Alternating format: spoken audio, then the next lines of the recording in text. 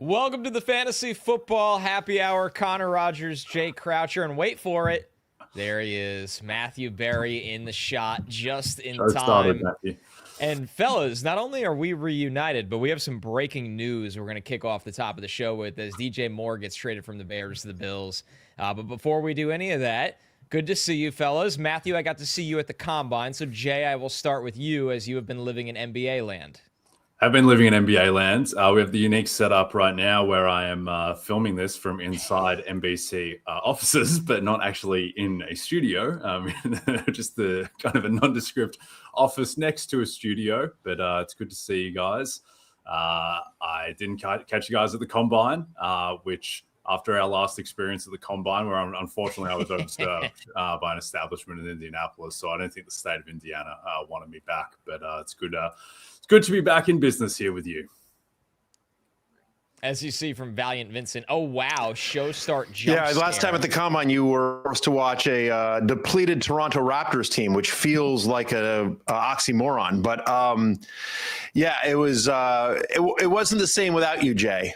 I'm not going to say it was worse, but I'm just going to say it wasn't the same without you at the NFL Combine. Can I just say, we went to see, and Connor big timed us. He had other plans with his famous friends, but we went to see with producer Damien, backup producer Pete, a fairly nondescript Raptors Pacers game. And I would not have thought that 3 months later, the Indiana Pacers, that same team, would be playing in the NBA Finals after we were making jokes about Ben Shepherd's mustache. And then all of a sudden, Ben Shepherd's in Game 7 of the NBA Finals. So changes quickly in the sports world, Matthew.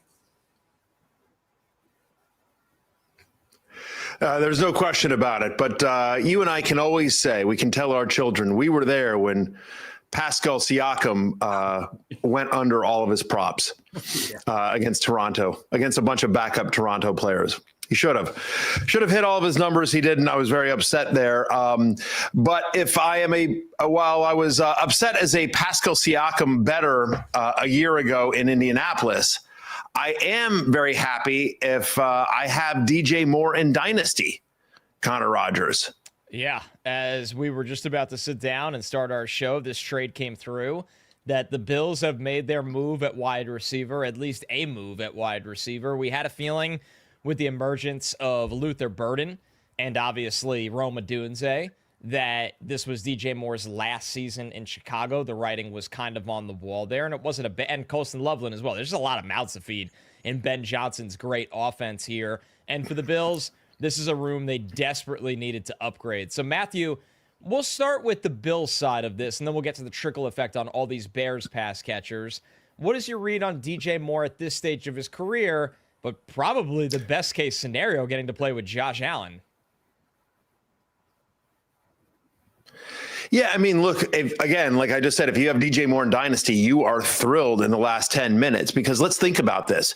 He was basically he was the second, he went second and third last year, depending on the game, right? You talked about the emergence of Colston Loveland. We obviously saw Luther Burden down the stretch. We know what they like in Rome Odunze.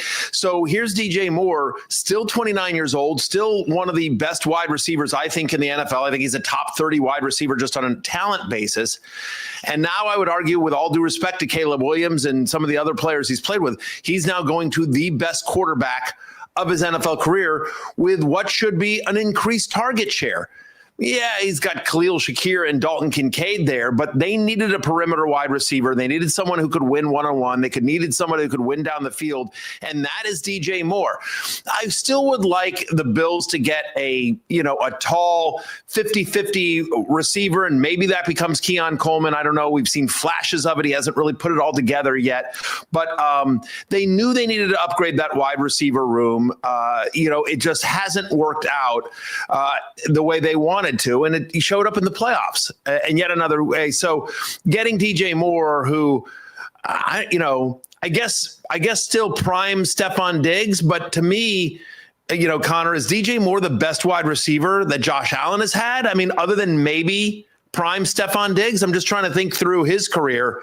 This is certainly, if it's not the best wide receiver Josh Allen's ever had, it's right up there. And so I think, especially given the cap space that the Bills had, we're going to talk about my combine rumors coming up. And I had heard Rashid Shaheed maybe to the Bills. I'd heard Mike Evans maybe to the Bills. Those still may happen, although they feel less likely. But the point was, talking with the Bills team source at the NFL Combine, they were like, obviously, look, we hope Keon steps up. We like the year we got from Shakir. We need Dalton Kincaid to stay healthy. But, yeah, we need to add to that wide receiver room, and they do exactly that today. I think it's an amazing trade for, honestly, all involved, because DJ Moore had moved on.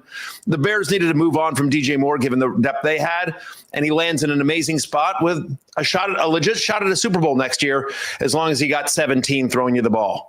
Yeah, if you're already invested in DJ Moore, like you said, Matthew, this is the best possible outcome. I'd agree that, Diggs was pretty special in Buffalo across 4 seasons. He averaged almost 1,350 yards across those 4 seasons. He was just so consistent in the catches and yards department and was definitely in a better stage of his career then. But when you look at Moore right now, on a really, really good team, you'd like to see him as a high-end number 2, not a number 1 wide receiver. There's a lot of offseason left, even though the Bills don't have a ton of money. Or do they have another plan to kind of round out this room?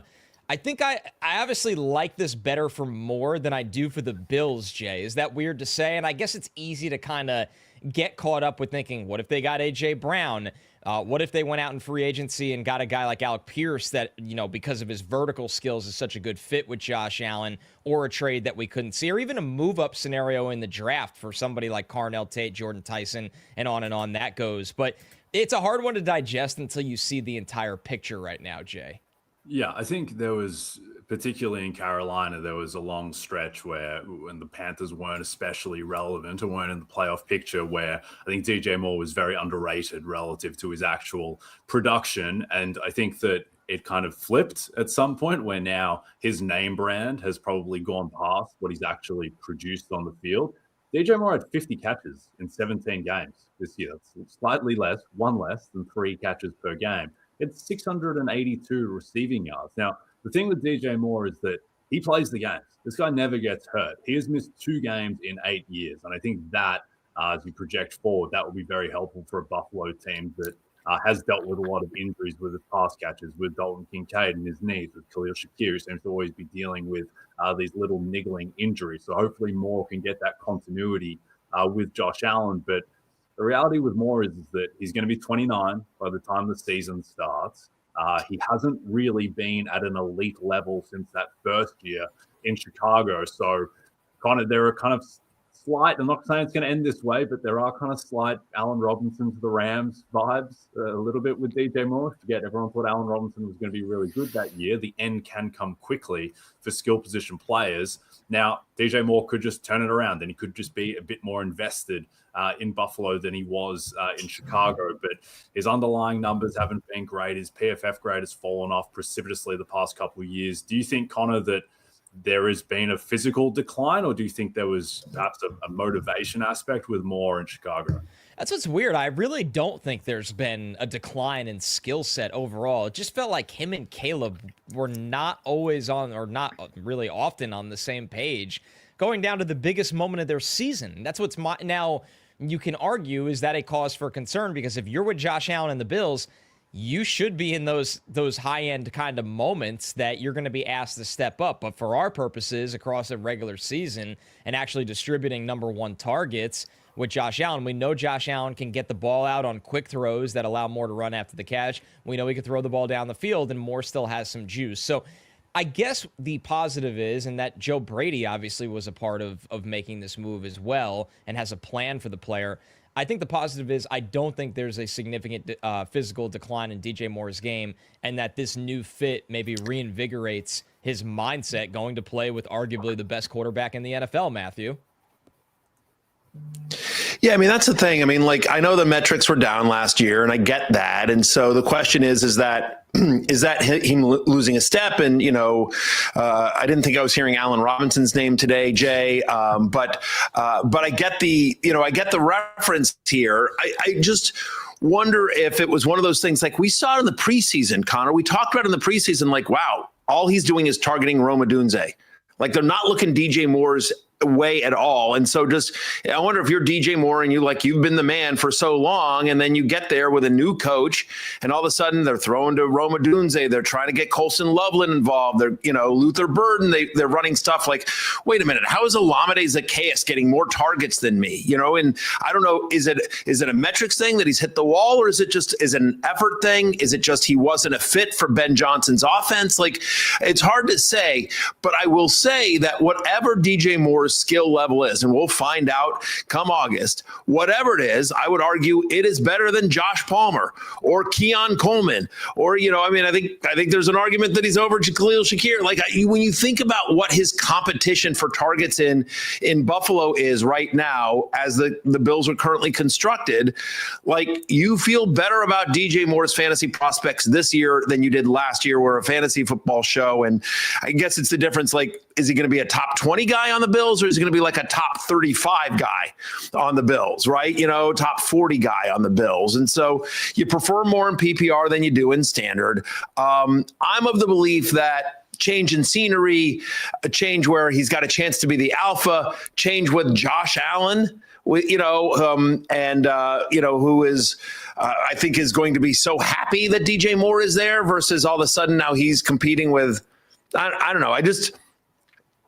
I think it's a good move all around. Fantasy wise, I think DJ Moore is probably in the, I would say this is a wide range because I'm going to update my rankings after all the free agency moves and the, kind of the dust settles, but he's in the 25 to 40 range. He's a wide receiver 3-4 to me at the moment, but with obviously some upside depending on how it works out. But he's like in the, he's probably in the, high 30s, right? He's wide receiver 35 or something like that. In that range. All right, guys, let's get to post-combine world right now. Matthew, you were there having all kinds of conversations around the pro market, of course. I'm going to have some winners from the actual combine workouts as well, and we will get to all the news centered around cuts in the franchise tag.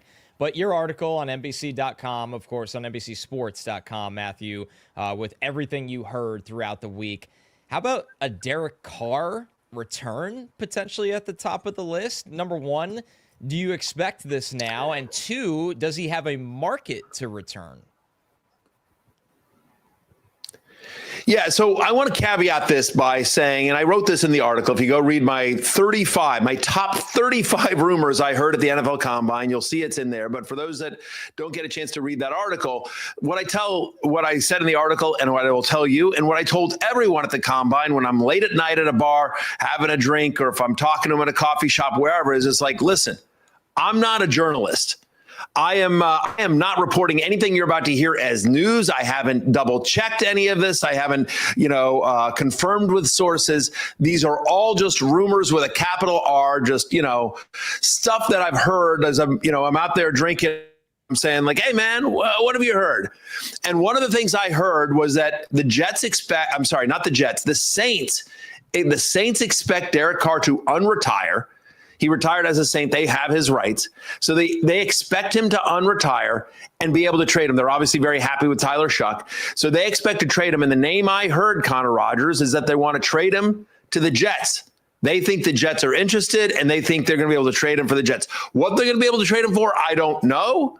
I will tell you that other rumors out there, I know Vincent Bansiori, who is a beat reporter for the Raiders, said that he heard Derek Carr to the Vikings, which, I could see that as well. We'll get to J.J. McCarthy and the Vikings and everything like that. But, I think the expectation is Carr's coming back and the Saints are going to trade him. And the team I heard, Connor, was the New York Football Jets.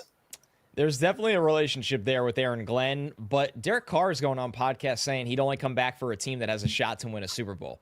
If he views the Jets in that window right now, I have some concerns where Derek Carr's head is at. So we'll ultimately see. I think it's going to be a weird spot, Jay. He took a lot of hits. Yeah, he did take a lot of hits. What's the upside in betting on this version of Derek Carr right now, Jay? I mean, last time we saw him, he had a variety of injuries. He wasn't very good. He hasn't played in a year. If I was a team looking in that bucket of quarterback, I'd almost rather trade a day 3 pick for Jacoby Brissett or somebody in that tier of player.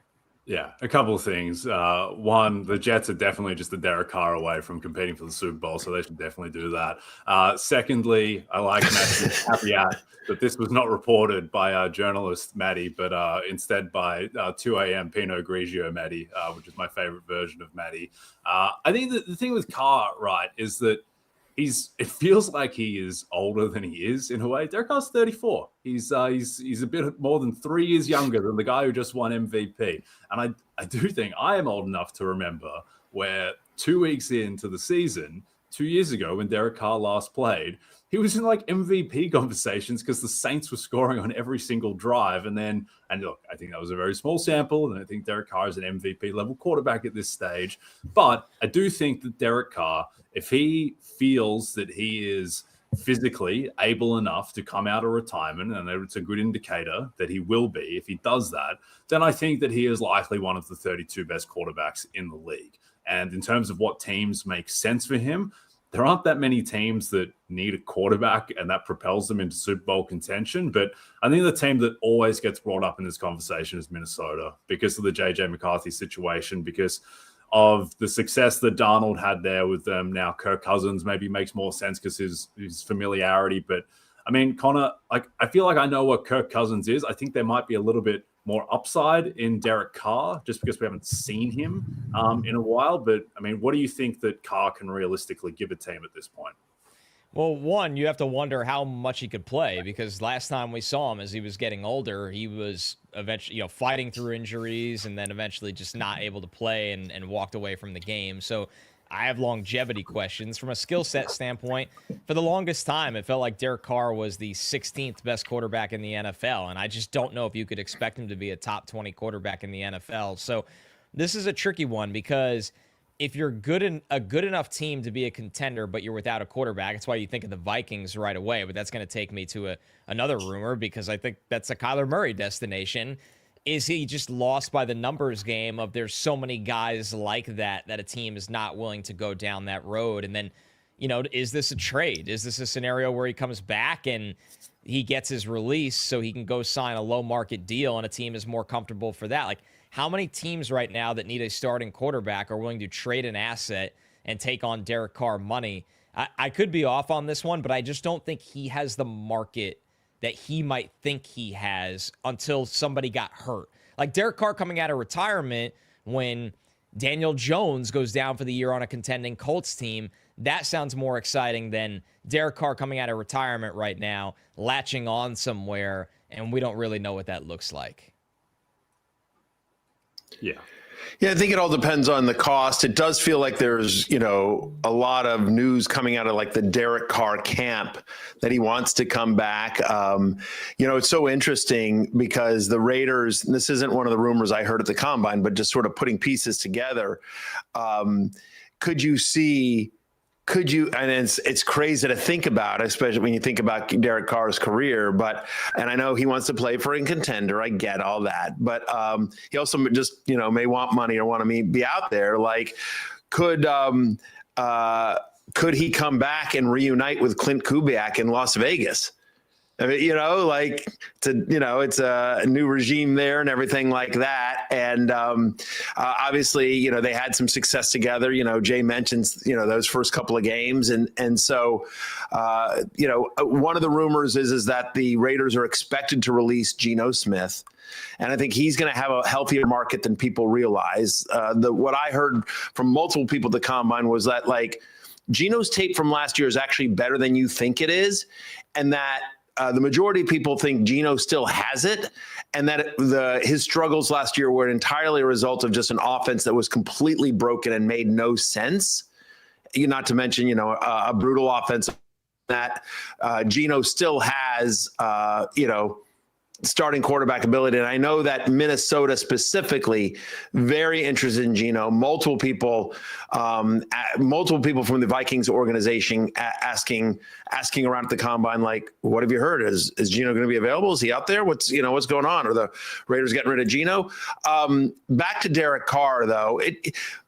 Listen, everything's valuable, but like, are the Saints asking for a 2 or are they asking for a 5?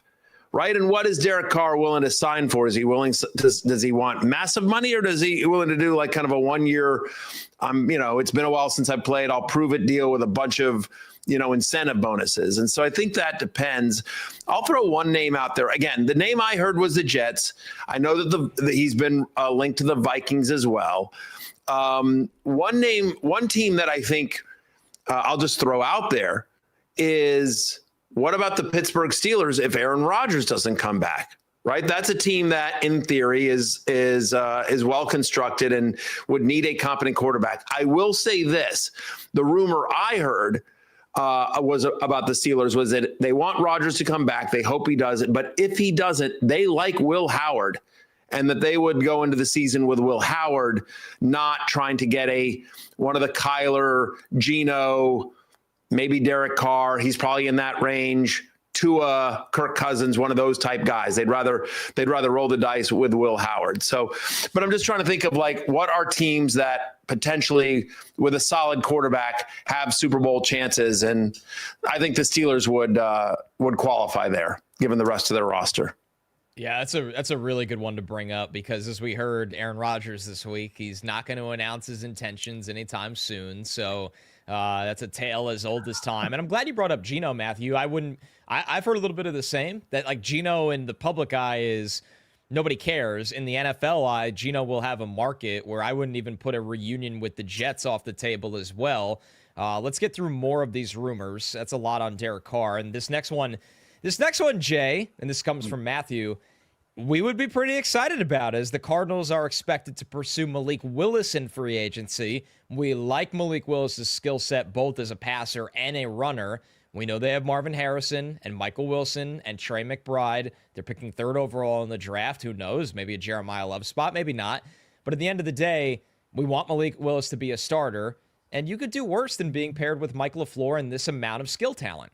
Yeah, definitely. And just from a fantasy perspective, I mean, it's probably a dream situation wherever Malik Willis lands as a starter because of the rushing value. I think he immediately becomes fantasy-wise a top 8 to 12 quarterback, probably back end of the top 10 to front end of the next range in terms of quarterback options in fantasy. I think with Malik Willis, the question is how much is he a product of Matt LaFleur and a small sample size? And I think that he showed enough in terms of the throws he was making, the plays that he was executing, to have enough for there to be enough there to take a chance on him. And there is, if he does end up in Arizona, which seems the likeliest outcome at this point. This team has real weapons, to your point, Connor. So I think fantasy-wise, Malik Willis to the Cardinals is about as good an outcome as you could hope for.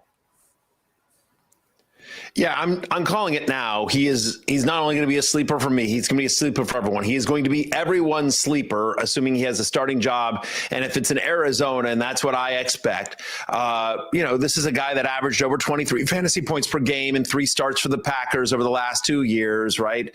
Over 600 passing yards, 3 passing touchdowns, 3 rushing touchdowns, almost 200 yards rushing in those 3 starts for the Packers over the last 2 years. So, yeah. I mean, I think that from a skill standpoint, Connor,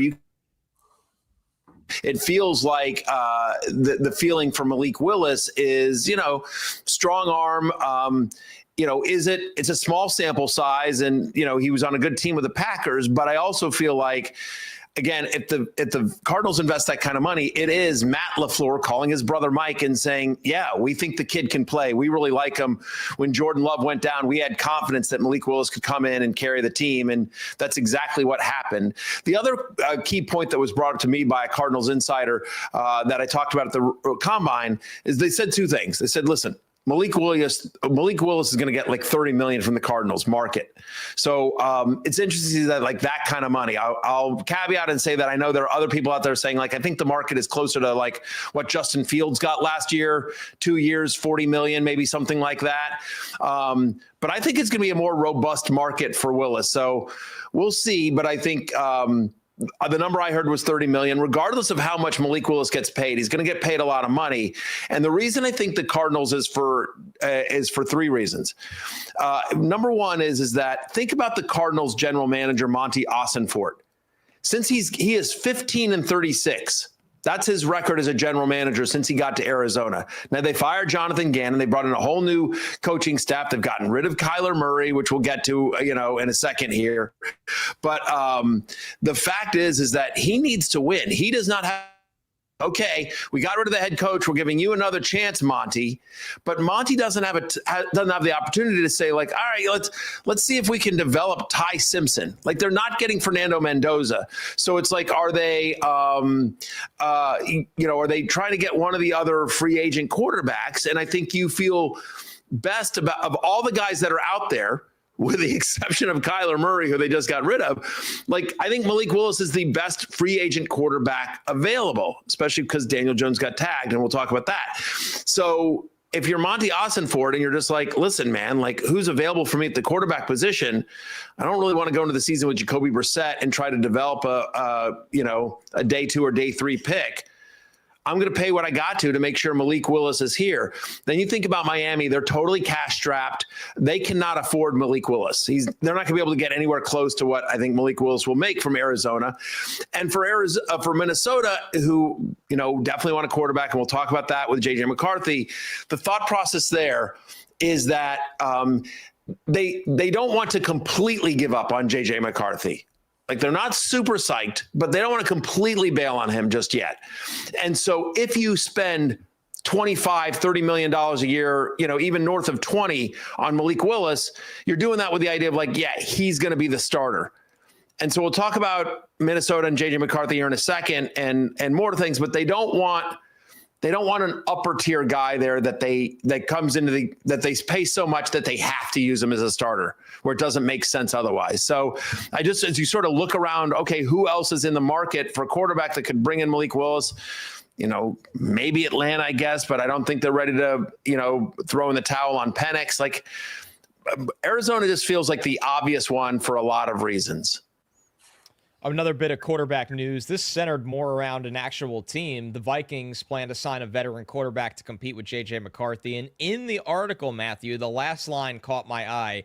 In fact, if I had to bet today on starting quarterback for the Vikings in week 1 of 2026, I would take the field over J.J. McCarthy. This obviously could be another Kyler Murray destination or an established veteran. So, Matthew, it feels like, and it's not shocking, but it happened fast, things are trending downward for the former top 10 overall pick in Minnesota.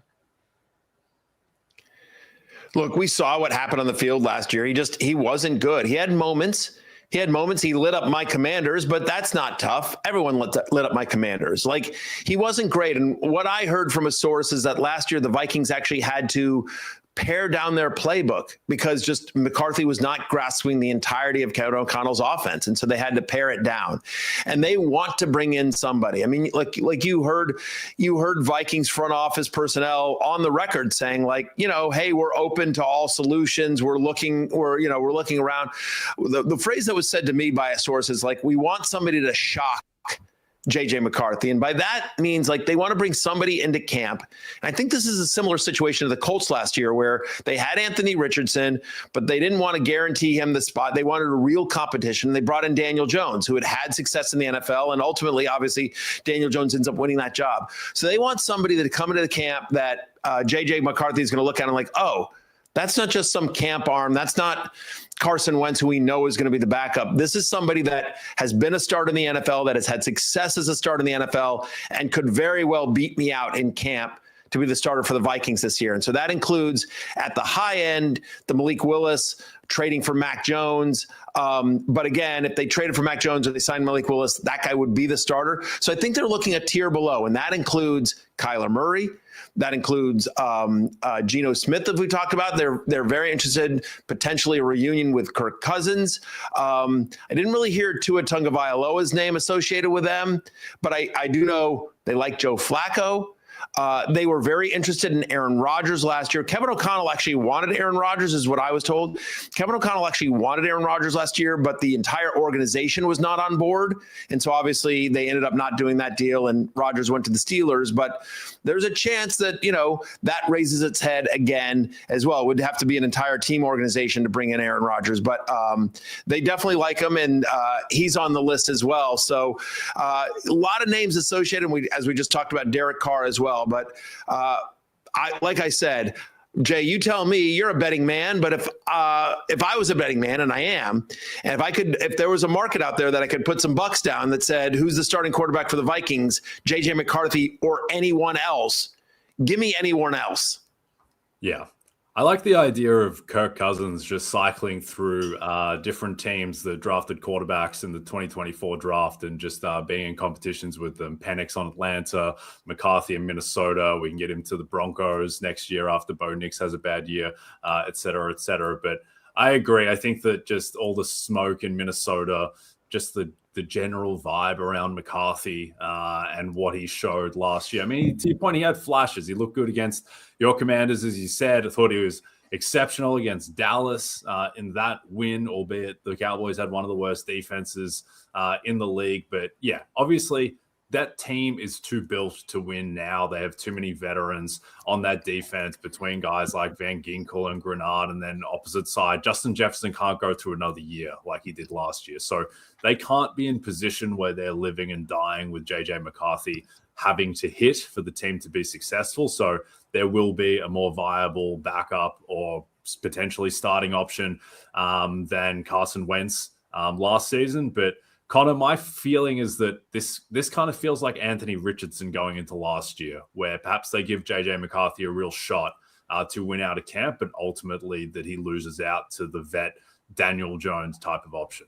That was the first thing that came to mind for me, is that it's just already starting to feel like the Colts, where you're looking around and going, you know, would they really acquire somebody that would push a quarterback that they invested such a high pick in? And then you go, well, yeah, I mean, the coach at the end of the day wants to win games, and if he has an avenue to increasing the floor of the offense, he's going to do that. And JJ will probably, and this is another thing you highlighted in the article, Matthew, like JJ will probably have every shot in camp to continue to develop and show that he is the guy. But if he does not take the steps they need him to take, Minnesota, the way their roster is constructed, they can't just like sit around and wait for the magic moment, because other guys are going to start to age. And this was a really, really good football team last year that was totally hamstrung by their quarterback. You can argue that they have the best defensive coordinator in football when he's on his A game, and I think he's going to get a head coaching job eventually. So yeah, they just don't really have the time.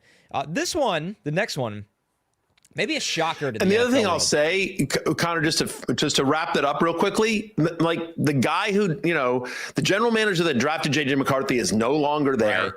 Right. And the guy they released to start JJ McCarthy just won the Super Bowl. So this is pressure on this Vikings organization, especially when you think, if you look around the NFC North and you see, you know, the Bears and the Packers both so strong. We know the Lions will bounce back as well. So I think it's important for the Vikings, like their time is now. And we also saw, we heard Justin Jefferson. You know, we saw Justin Jefferson sort of who never complains. Justin Jefferson's not a diva wide receiver. And last year, you know, you start hearing some frustration leak out from Justin Jefferson. And that was one thing that I didn't put in the column, but I will say came up during the combine, is again, that just, you know, the frustration of Justin Jefferson on the offense last year that's a real thing. And if you're somebody as talented as Justin Jefferson, you get it. Yeah, for the Vikings, I think it's at the point where it's not about the mistake they made, but how fast they can kind of react and clean it up. On the veteran front, Mike Evans, Matthew, this is somebody you said you're starting to feel like it might be unlikely his return to Tampa Bay, which is so hard to imagine all the great things he's done over such a long period of time with that organization. But you look at the investment in Chris Godwin, the market that he's going to have even at his age, because he's such a commodity, his skill set. What were you surprised when this first kind of came your way to picture Mike Evans not in a Tampa Bay Bucs uniform? Yeah, I mean, obviously he's so iconic, and, you know, the 1,000-yard season streak and everything like that. But yeah, I feel very strongly look, you never know, right? But so far, if you go look at the columns, a column came out Monday morning. If you look at the columns, so far we've been pretty spot on with a lot of the stuff that's happening. I'm not going to go 35 for 35, but like a lot of the stuff that was in the column has actually already happened. And the thing about Mike Evans isn't that the Buccaneers don't like Mike Evans. They love Mike Evans. But the truth is that Mike Evans still wants to get paid. Mike Evans is still an elite wide receiver. He's still one of the best 50-50 ball winners in the NFL. And the Buccaneers is currently constructed. They signed Chris Godwin, as you mentioned, Connor, to a long-term guaranteed money contract, big money contract last season. They hit on Emeka Egbuka. They've got Jalen McMillan. They got nice production from Tez Johnson. Like they've got a really nice, deep, young wide receiver team. And so as you just sort of think about, they're going to have to redo Baker next year. And like, as they start thinking about some of the moves that the Buccaneers are going to have to make over the entirety of their football team, Mike Evans is a nice to have, not a must have for them, because they have so much depth and production in that wide receiver room. And so I think I heard Mike Evans to the Bills. I wonder if the DJ Moore news changes that, although I do think he would be complimentary to DJ Moore, but just depends again on their cap space. I also heard Philadelphia potentially if the Eagles do move on from A.J. Brown. That's one of the rumors out there that they might trade A.J. Brown. But I know Tennessee's going to be in the market. Mike Evans has said he wants to go somewhere where he can win, to a contender and a good quarterback.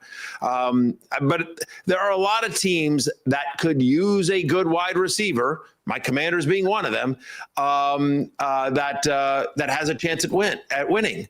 You know, I mean, like, we don't know what's going on with San Francisco. Right. You know, right now, Ricky Pearsall is going to be back, and that's all we sort of really know at the moment. And obviously, a long road back for George Kittle as you think about their pass catchers. I'm just thinking through sort of the NFL. There's a lot of teams out there that could use Mike Evans. And I think in terms of what the Buccaneers might be able to offer versus the market, Mike Evans is going to play for another team next year.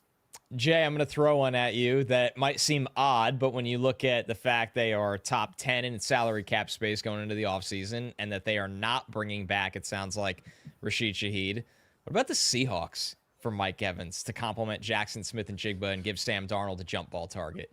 Yeah, I love it. The thing with Darnold that I think is underrated about his game, is though he does have flaws, is that he'll chuck it up and he'll give guys a chance in a similar way to Baker Mayfield. I mean, if you just look at their career trajectories and their play styles, I'd say that the quarterback in the league most analogous to Baker Mayfield is probably Sam Darnold, which is kind of poetic given that they were once on the same depth chart in Carolina of all places. But I think that Evans, you know, I think that despite being so injured last year, when he was healthy, he still looked like Mike Evans to me. That game at the end of the season on Thursday night against Atlanta, when he came back from the layoff, like, he was dominant in that game. And perhaps he didn't reach the same heights on a per game level that he did the previous year, which was the final year of the 1K streak. But I think that Evans, even if he's not, you know, a tier one receiver at this point, as a number two next to JSN, I think that he would be perfectly equipped for that kind of role. Matthew, it would not be the rumors column without an appetizer or dose of some Commanders news. Deebo Samuel unlikely to return to the team, and 2026 could be Terry McLaurin's last year with the Commanders? Yeah. Look, the thing is if you remember, there was a contract holdout last year with Terry McLaurin heading into his 30-year-old season. And ultimately they got that done. But McLaurin, not a great year for him last year. He was injured. The production wasn't necessarily there as well. I mean, you know, and so I think the thought process is that this is the last year in terms of the extension that McLaurin got. 2026 is the last year of guaranteed money for Terry McLaurin, and so he's just sort of thinking about it logically. They didn't really want to pay him when he was 30. They ultimately did. Do they really want to pay him when he's 32? Now, could he have an amazing year this year and turn it around under new offensive coordinator David Blau? Sure. But the expectation, talking to a team source in Washington, as you know, that's a team I follow closely. And this particular source has been really good over many years. Feels like McLaurin's last year is likely 2026. And certainly Deebo, I think, is unlikely to return to the team. So Washington is wide receiver is definitely an area of need for the team. They're going to continue to add. This is obviously a big year for Jaden Daniels, third year. They've got, 2 more years under his rookie deal, and they're likely probably going to have to redo it after next year, after season 4. So important season for this new offense. And you want to give the new offense coordinator a chance. I think they'll be aggressive in the draft and in free agency at the wide receiver position. Connor, as I mentioned in the column as well, I'm curious what your thoughts are. I know your big board is up on NBCsports.com, and you've done 1 million mock drafts on Stock Exchange. But what I would say is that what was told to me is that they want to go edge rusher. But if the big 3 are gone by 7, Carnell Tate is somebody that they're really interested in. Makes a ton of sense. We know how important they need a pass rusher for this defense, but there's a world where Arvell Reese is gone, right? David Bailey is gone. We'll see what they think of Reuben Bain and how they value him, and if he's there. And then you look at Carnell Tate and how he would kind of fit in that offense, and his ability, his footwork, his body control. He's a bigger bodied outside wide receiver. So, or the Commanders could be a team, not much day 2 capital because of all the moves they've made over the last year. Do you get out of that 7th slot? Let somebody come into it, whether Jeremiah Love is there or Caleb Downs, recoup some of that capital, and maybe you still get a Carnell Tate a couple spots out of that from the draft. So the Commanders are in a very interesting pivot point for the draft, I think, right now. Hey, real quickly, Connor, before we move on, I'm just curious. There was a lot of news out of the combine about Carnell Tate's 40 time that wasn't as fast as the official time wasn't as fast as some people thought. Then there were some people out there that it seemed like they were carrying the water for Carnell Tate's agent. But my question to you is regardless of what the time, whether it's a 4.45, 4.47, 4.52, how worried do you think NFL scouts are going to be, and how much do you think this affects Carnell Tate's draft stock, if at all? Is this something that would be concerning to you if you were an NFL general manager? No, when you go through this process, you try to have a good feel of what you think a guy's speed is. If you asked me before the combine, I would have said he's a 4.5 guy. Obviously, there's reports going around that some teams had him at a 4.47. His laser time, which is what we put in the system because it's the most consistent, was a 4.53. So Carnell Tate is a 4.5 guy. He wins with the size, the detail, some physicality as well. So I don't think it's going to affect him too much. I think it's kind of correcting that he's going to go in the 7 to 16 range, not the top 5 kind of range. But the 40-time discourse, the arm length discourse, the NFL Combine has brought up a lot of interesting combos this year with varying opinion. Let's get into the Rotoworld Player news. We talked a lot about Kyler Murray already. The Cardinals have informed him they're going to release him. I don't think we need to spend a ton of time. But from a fantasy angle, Jay, where would you want to see Kyler Murray next year? Because this is somebody a couple years ago was extremely relevant. He's become a totally forgotten man due to injury, and he's taken a step back in play. But at 28 years old, it's not like we're going to leave him for dead.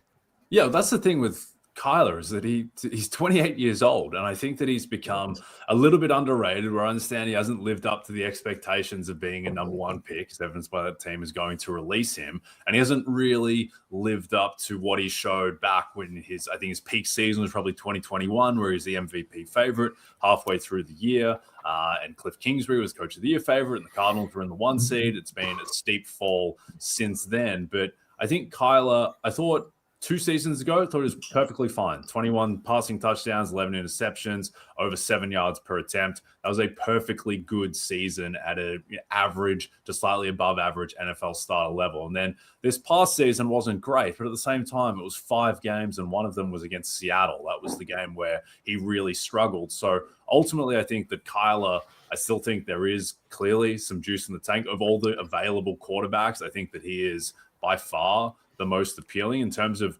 where I would like to see him land from both a fantasy and NFL perspective. I think that Miami is interesting because of the weapons that they have, pairing him with Jalen Waddle and Devin Achane as a receiving threat and just going all in on speed again in that offense.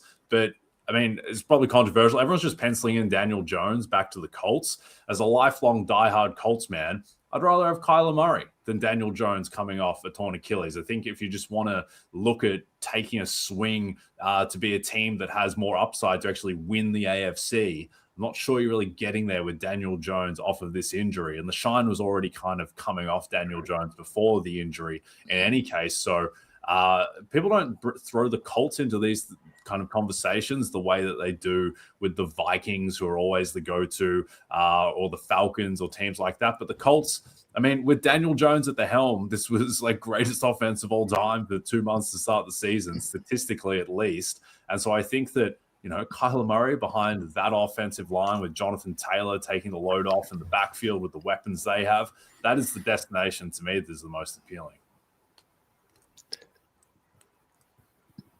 Yeah. You know what I would say there is, I think that makes a ton of sense.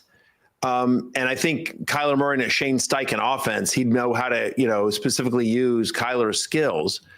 I think the challenge there is that Kyler, it's going to be similar to the Russell Wilson deal when he went to Pittsburgh, which is that Arizona is still on the hook for a massive amount of money. I think it's 26 something million. So Kyler's going to go somewhere and sign for like the minimum because he's still getting paid by Arizona. And so because he's Kyler Murray, because we expect Malik Willis to go off the board, in essence, he's going to be like a dirt who's likely the best available free agent quarterback. He's going to have his pick of teams. And I suspect that what him and his camp will want to do is go to it'll be a 1-year prove it deal. That'll be like just this, rookie, not rookie, but just league minimum because he's getting so much money from Arizona. And he'll go to the team where he has the best chance to start, to be the guy.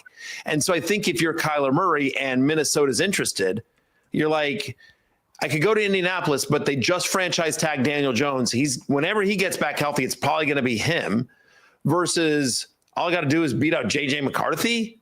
You know what I mean? And I got Justin Jefferson and, Jalen Naylor and Jordan Addison to throw to and TJ Hawkinson, and I get to play indoors on turf, so I think that's interesting. I'll also say for fantasy purposes, I'd be fine with the Jets. Again, Connor, they're going to be terrible, but for fantasy purposes, junk time still counts. Right. He's still got Garrett Wilson. He's still got Breece Hall, which we'll get to. They'll be running around. They'll be in, negative gain scripts all the time. Like, I think Kyler Murray would be a viable fantasy starter on the Jets just because of the nature of fantasy football in that team. He may not want to go there for a variety of reasons, but if you ask me where do I want for fantasy, I think Minnesota, as somebody who has Kyler Murray in Dynasty, I prefer Minnesota or the Jets, teams where I think A, he can put up numbers, and B, he's going to be the starter, no question, for the majority of the year, if not the entire season. All right, some more cut-related news, guys. The Patriots informed Stefon Diggs he's going to be released next week. Obviously, Matthew, he is going to turn 33 during next season. He's got some off-the-field legal matters to deal with as well. Is this potentially it for Diggs, or at least are we going to be in a holding pattern with Diggs when these things are being figured out?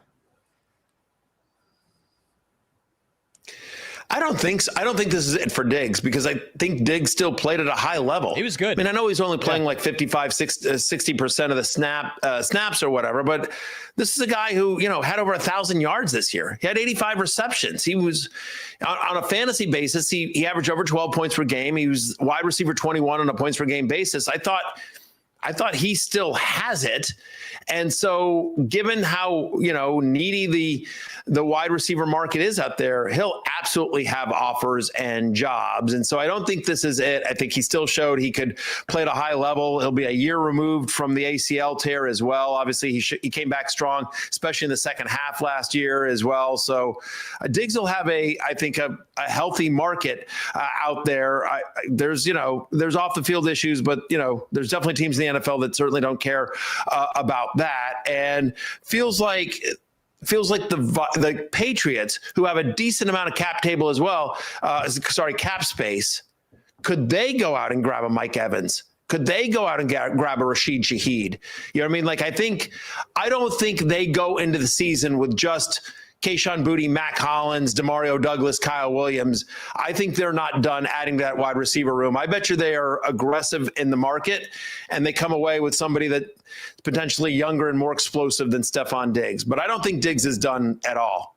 Yeah, to your point, I think the Patriots will be all over the Alec Pierce market as well. Such an ideal fit with Drake May at his age. More AFC skill-related news here, Jay. The Texans acquired David Montgomery from the Lions in exchange for Juice Scruggs and draft capital. So David Montgomery, assumingly, now elevated out of a, not even committee, because Gibbs got so much more volume last year. And for the Texans, a team we could really never figure out the first 12 weeks of the year who the heck was going to be playing running back. Maybe at least, them solidifying that position after we have no idea where Joe Mixon has been.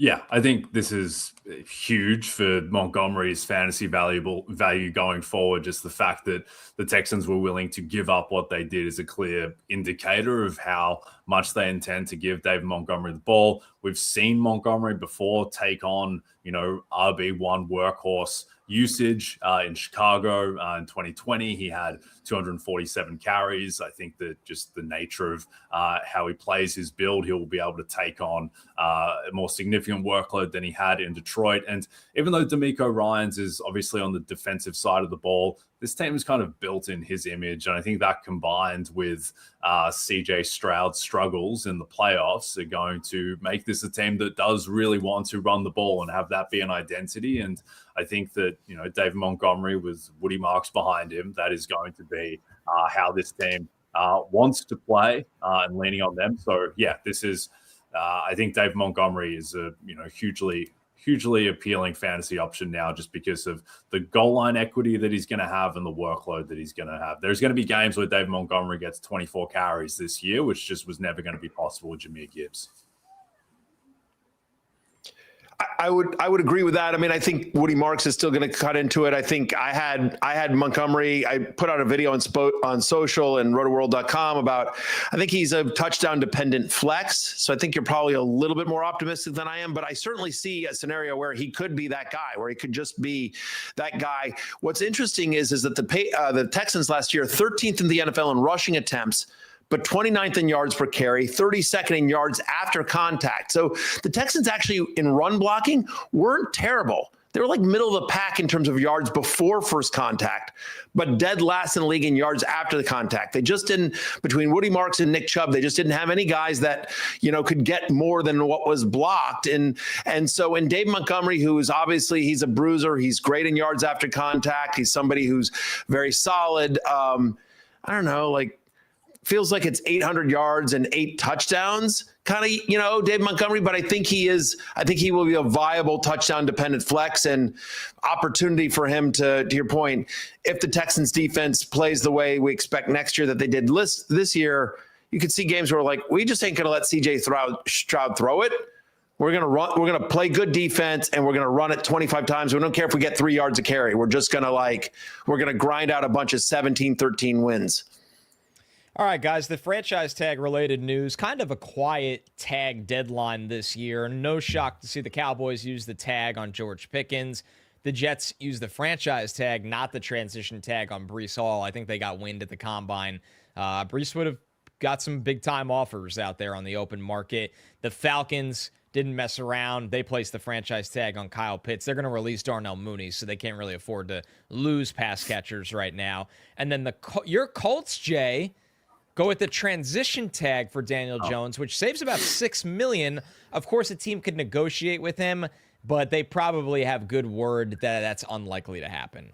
Yeah, I can't imagine that someone is going to exceed the offer that Jones is going to get as part of this transition tag, where I think it defaults to a $37 million 1-year contract without off. So Daniel Jones is very likely going to be back with the Colts, which makes Kyler Murray a bit of a pipe dream, even though he would be on a minimum and you'd effectively be paying, sub $40 million for a quarterback position. But Jones, just the season that he was having in Indianapolis before he got hurt, I guess made this always something of a no-brainer. And he does raise the floor in terms of particularly what they were getting the previous year in Anthony Richardson for guys like Tyler Warren. This may impact their ability to retain Alec Pierce a little bit, which would be an issue. They've got some things to sort out with probably restructuring Michael Pittman's contract as well. But yeah, I think ultimately just re-racking it, running it back with Daniel Jones is always going to be the most likely option for Indianapolis. Matthew, for you. Yeah, I agree with Jay there as well. I think the more interesting one for me, just of all these tags, because we didn't really talk about it. Breece Hall is going to be what Breece Hall was. Pickens, I have him as a top 10 wide receiver, but Kyle Pitts, when you think about Kevin Stefanski, two-time head coach of the year, Kevin Stefanski, not everyone knows that he won those awards 2 times, but two-time coach of the year, Kevin Stefanski. Cleveland was top 3 in tight end receptions. You think about David Njoku, you think about Harold Fannin last year. I mean, just like the tight end position is something that's always been a big part of Stefanski's offense, whether it was Minnesota or Cleveland. And so now here he comes to Kyle Pitts coming off his best year as a pro and not a lot of options for whoever their quarterback is. By the way, one rumor I heard at the Combine is Joe Flacco. Comeback player of the year, Joe Flacco, might have a reunion with Kevin Stefanski because it just makes sense. And as one scout said to me, like, Joe Flacco's tape from last year is actually great. Shocking as it is, like talking to a couple of different league sources, like Flacco is going to have a healthy market. I actually heard Joe Flacco's name more during the Combine than Tua Tagovailoa's. And so conveying, especially given Michael Penix's health, feels like a Flacco reunion with Stefanski in Atlanta makes a lot of sense for both sides. And either way, it's just like when you think you're done, we're going to have to be back in on Kyle Pitts. Yeah. Damn it.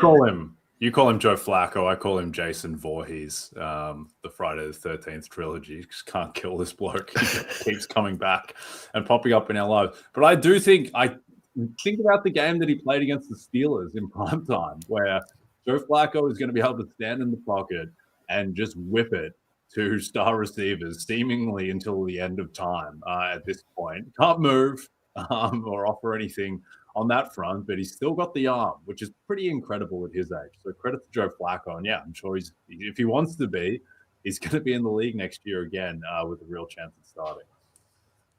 All right, guys, let's get into some winners from the Jay, Combine. Go ahead, Matthew. Where I was gonna go. Yeah, Connor. Let's talk about the Combine. And let's talk about you. You crunch the numbers. You got your big board. You do it all. And you and our good buddy Lawrence Jackson interviewed a ton of prospects. Those are all up on NBCSports.com. You can check it out on social media as well. Follow Rotoworld at Rotoworld_football on X, at Rotoworld on Instagram. And so I'm just curious, Connor, as you sat there, you were there all week at the NFL Combine, interviewing prospects, watching tape, scouting it, not going out at night. Connor blew us off, Jay, just so you know. Like Lawrence and I invited Connor to come with us to a party. He blew us off, wouldn't come out. He's too busy out just crunching tape and being nerdy. But Connor, with all the homework you did, tell me some of the winners that you saw at the NFL Combine. It's funny whose stock is up. It's funny to call Jeremiah Love a winner, but he is. He went from being somebody who, okay, he's the top running back in the class. Let's put him at the Saints at 9, the Chiefs at 10, Vikings fans at 18 are dreaming. It's just not happening. He's too good. He goes and runs the 4.36 40. He was in the 95th percentile in yards after contact this year. He's well built. Lawrence and I got to interview him. He's already operating like a professional. And the reason he's a winner, besides the 40, right, and the teams love him, is that he looks so good in the pass game. He looks so good in the drills. He worked out and did wide receiver drills at the Combine, stayed after to do that. Jeremiah Love is not just a running back. He is an offensive weapon. You're going to hear a lot of fantasy-style projections that are similar to what Jahmyr Gibbs was going into his rookie year, not what Jahmyr Gibbs has become, but Jeremiah Love can get there. I think the conversation now, Matthew, I know this goes back to your rumors column a little bit. The conversation might have opened at, if not Arizona at 3, Tennessee at 4. Did the Giants consider him at 5? Teams can't get enough of Jeremiah Love. Yeah, look, I know the Giants are in on Ken Walker, so they're going to try to that was one of my rumors, was that the Giants, but yeah, I was surprised to hear that. But talking to a source, from what I understand, the Titans have Jeremiah Love as the number 1 player on their board, regardless of position, just in terms of pure talent. They think he's the best guy in this draft. And when you think about all the holes that Tennessee has, do they just go best player available as they try to rebuild this Titans team? Jeremiah Love would be a superstar on a team that candidly doesn't have a lot of them. Right. They're opening up a new stadium in 27, and so that would help. And you've got a head coach in Robert Saleh, who obviously from his time in San Francisco knows, you know, when you have a stud running back, that opens up a lot of different things. And so as crazy, you know, I don't think going into the draft process, you would have thought, oh, Tennessee might be in play for Jeremiah Love, but I think he firmly is now. Jeremiah Love, though, was a known quantity, and yes, comes into the combine as a superstar, leaves with an somehow even better reputation and prospect profile. But one running back from Arkansas turned a lot of heads, Connor. Yeah, Mike Washington. This is now going to be everybody's favorite running back sleeper. When you look at him, this is somebody that's been well-traveled. He played a couple of years at Buffalo. He played at Mexico State. And every time he leveled up or kind of increased the level of competition, he answered the bell and did that at Arkansas this year. He's big. He's got speed. I like the burst more than the breakaway speed. But to just go to Indy and at 6'1", 223 pounds and run a 4.3 340 with a 39-inch vertical, Mike Washington can rumble. He can get downhill. That physicality and explosiveness, I wouldn't be shocked if he ends up being that 3rd or 4th round pick that gets so much training camp buzz. And we're talking about him, if not as a draft and stash, a early waiver wire guy you will want to know about that wins some starting carries pretty early in the year. Yep. Pivoting, Connor, to the wide receivers, Skylar Bell, I know you love out of UConn. I know you tweeted and in your column on NBCSports.com talked about how impressive he was from a mental perspective, and he also seemed to test really well at the combine. Yeah, he gets the big picture. He had lucrative offers for big NIL deals to leave UConn. He decided to stay because he thought it was the best place for him to develop as a pro. And he was right. 101 catches and 13 touchdowns this year. The drop rate went down from in the 13% range to the 3% range. He runs a 4.4. He jumps out of the gym. All the testing is there. He's got good hands, ball skills. He's 6 feet tall, so he's bigger than he gets credit for. UConn's offense used him like they're Zay Flowers. They put him in the backfield, the slot, out wide, in motion. I think he is the most underappreciated wide receiver in this group. And then I'll give you 2 pass catchers at tight end because we're always looking for rookie tight ends that can contribute. Eli Stowers, more about the athlete than just playing the position as a whole. He had a phenomenal workout. If you want to look for a Harold Fannin, Jonnu Smith kind of a player, Stowers is going to be landing spot dependent, but he's a former 4-star quarterback, so we know what kind of athlete this guy is. And then someone that's not a sleeper, but how do you go from the first round and end up a winner at the combine? Well, if you're Kenyon Sadiq at 240 plus pounds, you run a 4.39 40. This is one of the most unique weapons in the draft. Oregon's usage of him ran a little hot and cold. I think he'll actually end up being a better pro. You'd love him at Denver. You'd love him in Philadelphia, the 49ers with George Kittle being out. Little landing spot dependent to project Kenyon Sadiq in fantasy, but the hype train will fly out of the station if he ends up in one of those places.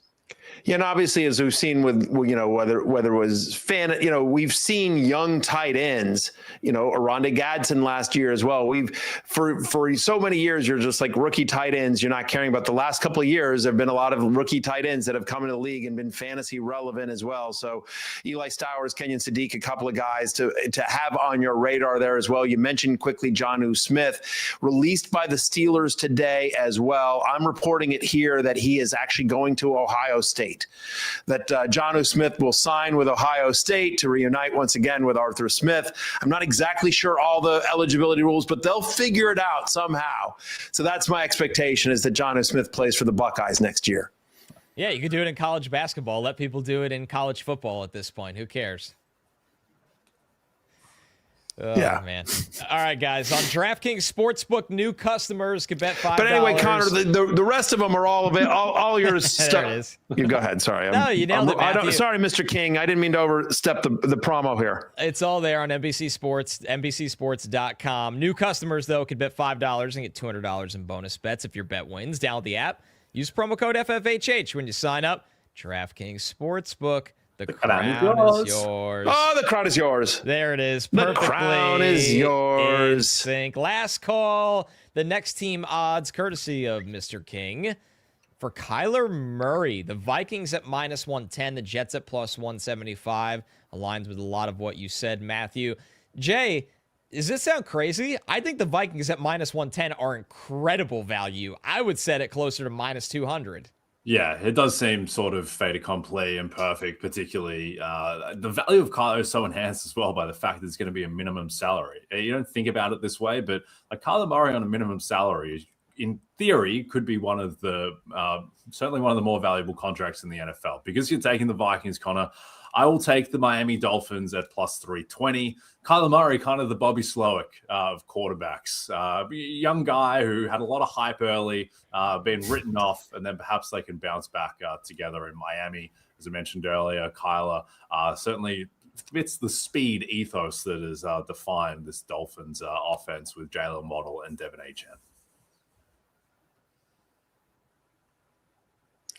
Yeah, that's what I was going to say. I think the Vikings is probably the best bet here, but just to give something slightly different, give me the Dolphins at +320. Again, the Dolphins have some talent, as you mentioned, Achane, Waddle. I still believe in Malik Washington, even though it hasn't happened yet. And so, but the issue with the Dolphins is they're just incredibly cash strapped, whether some of the contracts are still paying off, some of the people that are under contract as well. They have so many holes. And so, the argument to Kyler Murray is, hey, come here on a 1-year prove-it deal. Let us get out of our cap hell. Let's see what's going on here. And if you're Kyler Murray, you're like, there are worse places to play than Miami. You go live in Miami and hang out there as well in the warm weather. And so I think Miami could make sense because, again, chance to start, not a division that scares you. Obviously, you got the Patriots and the Bills there, but there are worse divisions to play. There is some talent there, and he could easily be the starter. All right, fellas, that is it for us. We will be back next Thursday at the same time, same place. Matthew, any special goodbye notes, Mr. Rumors from Indy?